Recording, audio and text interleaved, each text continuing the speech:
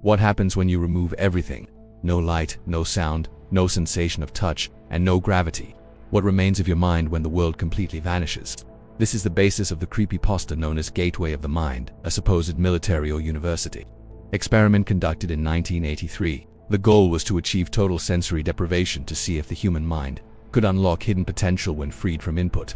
The subject, designated D5, was submerged in a tank of water heated exactly to body temperature, eliminating the sensation of touch. He was blindfolded and fitted with noise-canceling headphones to cut off all sound. Time itself began to warp. For the first 24 hours, D5 reported boredom and a deep, unnerving silence.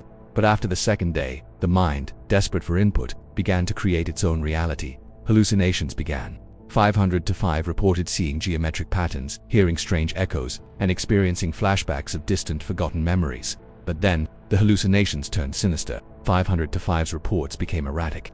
He claimed the water felt cold, then searing hot, despite the stable temperature.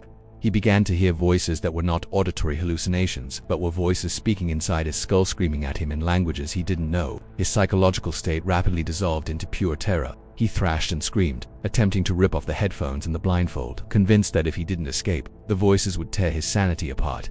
The researchers were baffled. Total isolation was driving the subject not just to madness but to a terrifying form of psychosis. In his final moments before being pulled out, D5 gave the ultimate warning. He stopped screaming and whispered a final transmission to the monitoring mic. "I opened the door. I opened the gateway ...